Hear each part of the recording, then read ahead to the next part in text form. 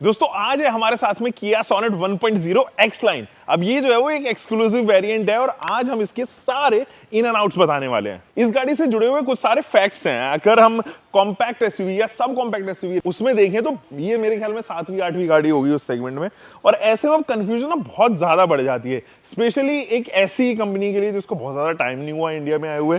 क्या ये एक रिलायबल प्रोडक्ट है कि नहीं है, या फिर इसके प्रोज एंड कॉन्स जानते हैं, कहां कहां ये परेशान करेगी आपको और कहां कहां ये एक्चुअली खुश रखेगी। गाइस सबसे पहले तो इसके लुक्स को देखो, ये इसके प्रोज में आते हैं। Just look at these grooves, ये टाइगर नोज ग्रिल, ये कैमरा और बहुत सारे ट्रीटमेंट अलग अलग, कहीं पियानो फिनिशिंग है, कहीं पर पैटर्न देखने को नजर आएगा। And just look at these headlight unit और ये डीआरएल जो है वो उसके अंदर भी एंगुलर्स, बहुत सारे एंगल जो है वो एजेस जो है वो कट्स जो है वो यहाँ पर देखने को नजर आएंगे। तो डिजाइन काफी बिजी है और मुझे बिजी डिजाइन जो है वो काफी पसंद आता है, इसलिए अच्छे मार्क्स दिए जा सकते हैं इसके लुक्स को।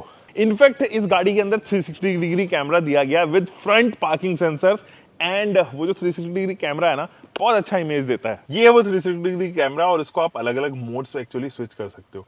आप जूम इन कर सकते हो, आप इसको जो है वो स्क्रॉल कर सकते हो, देख सकते हो, क्योंकि ये वाला गेट ना खुला हुआ है इसलिए यहाँ पे एक शेड आ रही है और आप चाहो तो इसको भी अलग अलग एंगल पे सेट कर सकते हो। तो दिस इज ग्रेट और अमेजिंग भाई। ये जो पार्किंग सेंसर्स इसमें 4 दिए गए हैं वो सब 4 मीटर एसयूवीज में जनरली हम नहीं देखते हैं, बट यहाँ ऑफर किए गए हैं, तो ये काफी अच्छी चीज है जो मुझे अच्छी लगती है। जो क्लस्ट्रोफोबिक या फिर बहुत सारी ऐसी जगह जहां पर आपको मार्केट से निकलना हो वहां पर इस्तेमाल होते हैं। इस गाड़ी के अंदर ऑफर किया गया है ये कैमरा बेस्ड एडास सिस्टम और ये one of the very few गाड़ियां हैं जिसके अंदर एक्चुअली इस सेगमेंट में आता है। वेन्यू में भी ऑफर किया गया है, लेकिन इसमें डेडिकेटेड दिया गया बहुत सारी चीजें हैं, जैसे कि लेन असिस्टेंस या फिर हाई बीम। ये तमाम चीजें ना मुझे इसकी काफी पसंद आती है। इनफैक्ट ये उन गाड़ियों में से एक है, ये सबसे बड़ा प्रो है एक्चुअली, जो सबसे ज्यादा इंजन ऑप्शंस, ट्रांसमिशन ऑप्शंस में से जो है वो अवेलेबल है। इसके अंदर आने वाला ये 1.0 लीटर का टीजीडीआई इंजन हम चला रहे हैं, क्योंकि ये एक्स लाइन वेरिएंट है, लेकिन आप इसको 1.2 पेट्रोल नेचुरल एस्पिरेटेड इंजन के साथ में भी खरीद सकते हो, या आपका मन है अगर आपको डीजल में खरीदना है तो this is also available in the diesel engine option. तो ये है जो इसको वाइड स्प्रेड कर देती है। ट्रांसमिशन भी आपके पास में मैनुअल है, आईएमटी है, डीसीटी है, आईवीटी है और बहुत सारे ट्रांसमिशन, 4 ट्रांसमिशन तो यही हो गए और मैनुअल आपको हर एक वेरिएंट के साथ में मिलते ही हैं। तो दिस इज ग्रेट। अब जरा तीखा भी खा लेते हैं, कॉन्स के बारे में बात करते हैं। सबसे बड़ा कॉन है इसके सस्पेंशन सेटअप, नाइसली ट्यून नहीं है। ऊपर से ये 1.0 इंजन जो है वो काफी पावरफुल है इंजन है, जिसकी वजह से जो उसका सस्पेंशन ट्रेवल है ना वो काफी रिजिड सा लगता है। सस्पेंशन का जो वर्किंग है, फिनोमिना है, वो स्मूथ नहीं नजर आती, जिसकी वजह से राइड क्वालिटी काफी कॉम्प्रोमाइज हो जाती है, कंफर्ट रिड्यूस होता है। ये जो सनशेड्स यहाँ पर आप देख रहे हो ना, ये actually over the period of time loose होने लग जाते हैं और ये रेडलिंग करते हैं, तो काफी अच्छी तरीके से इसको इंटीग्रेट नहीं किया है। इसके अलावा जो इसकी सेकंड रो है ना वो भी बेस्ट स्पेस ऑफर नहीं करती है, थोड़ी क्रैम्प्ड लगती है। ऐसा लगता है कि जैसे और जगह इसमें निकाली जा सकती हो, नी रूम हो या हो लेग रूम, उससे जरूर थोड़ी शिकायत रहती है। वैसे इसका इंटीरियर का लेआउट काफी सही है, उसमें कोई प्रॉब्लम नहीं है, लेकिन पता है क्या, over the period of time ये जो एसी के वेंट्स हैं, इनकी जो ये कंट्रोल है, ये स्पेशली ये नॉब जिसे हम कहते हैं, ये टूट के गिर जाती है। स्टीयरिंग पे जितने भी कंट्रोल है ना वो रीचेबल है, तो आपका हाथ छोटा हो, बड़ी प्रोफाइल है, आपका हाथ बड़ा हो तो कोई समस्या नहीं आएगी। फ्लैट बॉटम भी दिया गया, तो आपके पैर वगैरह में तो बहुत गैप रहता है, तो कभी भी ये स्ट्राइक नहीं करेंगे ऐसे स्टेयरिंग घुमाते टाइम की यार पैरों में लग रहे हैं। अनलेस आप जंबो साइज को बिल्कुल 7 फीट के ही हो तभी ये इशू आ सकती है, बट मुझे ऐसा कुछ लगा नहीं। यहाँ पे वेंटिलेटेड सीट्स ऑफर की गई है, बट कोई हीटेड सीट नहीं है। अच्छी बात यह है कि ड्राइव मोड भी है, ट्रैक्शन मोड भी है, so it is one of them जिसके अंदर ट्रैक्शन मोड भी एक्चुअली दिए गए हैं। गाइस यहाँ से अगर आप इसकी एमआईडी देखो ना, वैसे तो काफी कलरफुल एमआईडी है, और अगर मैं राइट और लेफ्ट का इंडिकेटर भी देता हूँ तो फिर जो है वो टर्न इंडिकेटर से यहाँ पर कैमरा एक्टिवेट हो जाता है, जो 360 डिग्री कैमरा यहाँ पे डिस्प्ले कर देता है। अब इसमें तो कोई प्रॉब्लम नहीं है, लेकिन ये जो आप सिंस रिफ्यूलिंग देख रहे हो ना, तो यहाँ पर बहुत सारे मोड्स आते हैं and these modes are something जो मुझे काफी पसंद है। जैसे कि अब ये देखिए, ये मोड है सिंस रिफ्यूलिंग, इसके बाद आएगा सिंस लास्ट रीसेट, ठीक है, इसके बाद आएगा ऑटो स्टॉप, और इसके अंदर आता है करंट वाला, ये रखा मैं करंट, तो अभी जस्ट स्टार्ट करिए तो ये 0 हो गया। तो ये चीज मुझे काफी अच्छी लगती है, और ये एक्चुअली और गाड़ियों में भी आता है, बट क्योंकि ये एक ऐसा फैक्टर है जो मुझे शो करना चाहिए, इसलिए मैंने आपको ये बताया। अच्छा, इसके टीपीएस में ना कुछ प्रॉब्लम है, जैसे कि यहाँ पे 17 शो रहा है, जबकि बाहर कोई भी इतना कम प्रेशर नहीं है, वो बिल्कुल इन्फ्लेटेड है। मैं जस्ट अभी इसको इन्फ्लेट करके आया हूँ, तो बाकी सब में तो दिखा रहा है, लेकिन एक टायर में जो है वो अंडर इन्फ्लेट दिखा रहा है। जो आप एयर प्योरीफायर देख रहे हो ना, अब ये ना बहुत ज्यादा टच सेंसिटिव है। अगर मेरा हाथ भी ऐसे लग जाता है ना, तो ये ऑन एंड ऑफ हो जाता है। तो जनरली क्या होता है कि लोग जो पैसेंजर साइड बैठे हुए हैं वो अपना हाथ पीछे वगैरह रख लेते हैं, तो ये बहुत ज्यादा टच सेंसिटिव है। हल्के से अप्रोच में ही ऑन ऑफ हो जाएगा, हल्के से अप्रोच में ही मोड चेंज हो जाएंगे। तो वो एक चीज है, टच सेंसिटिविटी इसकी रिड्यूस करनी चाहिए थी। अगर आप देखोगे ना, दोनों साइड सी टाइप पोर्ट दिए गए हैं।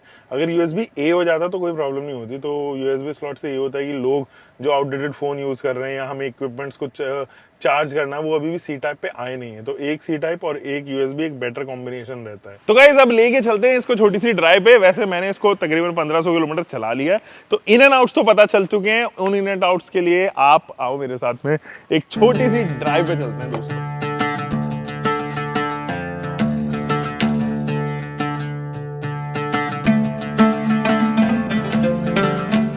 और गाइस हम चला रहे हैं 1.0 litre turbocharge DCT, and this one is X Line. And X Line के लिए बेस्ट पार्ट ये है, अंदर कुछ चीजें आती हैं डिटेलिंग की, हालांकि वो ग्लैमरस चीजें हैं, कुछ ऐसी चीजें नहीं है जो बहुत ज्यादा चीजें चेंज कर दे। मेरे ख्याल में अब जो है वो व्यू ज्यादा बेहतर हो गया होगा। अब देखो, सबसे पहले ना आप इसकी की फॉब देख लो। इसकी की फॉब पे जो है वो on over the period of time use होने की वजह से अब कुछ स्क्रैचेस आ गए हैं, कहीं से जो पेंट वगैरह हट चुका है। तो मैंने गाड़ी स्टॉप कर दी है, यहाँ से देखो आप, तो ये वियर आउट हुआ है। और की फॉब जो है वो वैसे तो काफी प्रीमियम लगती है, हार्ड प्लास्टिक है, कोई लेदर टच नहीं है।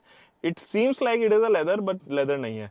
ये जरूर कंप्लेन है, क्योंकि ये गाड़ी केवल 8000 किलोमीटर चली है, उस पर ये क्वालिटी शायद एक्सेप्टेबल नहीं है।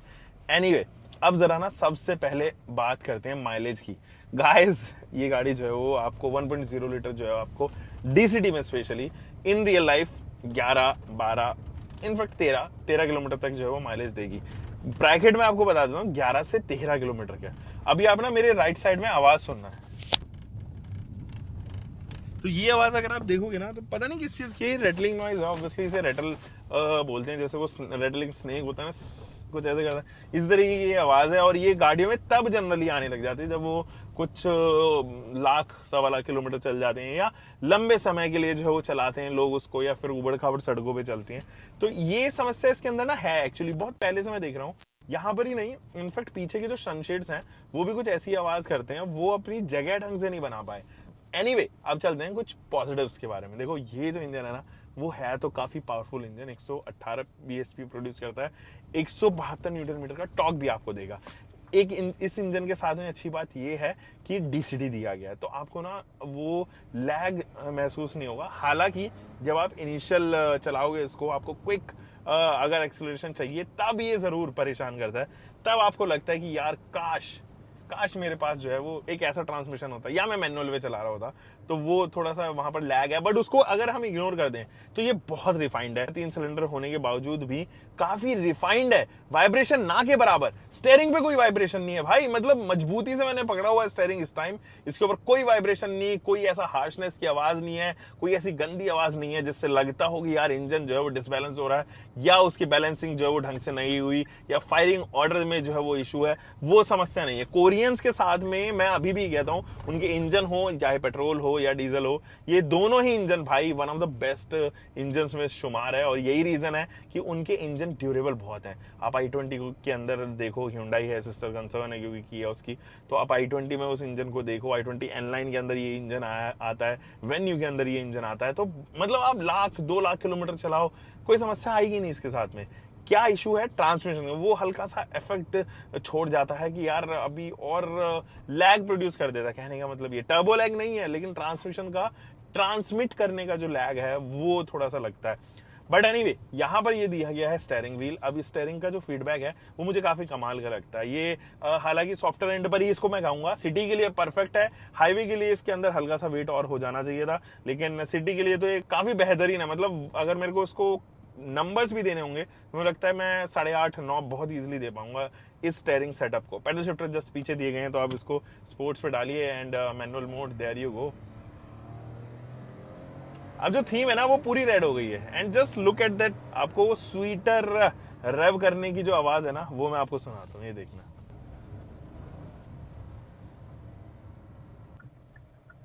ये देखना,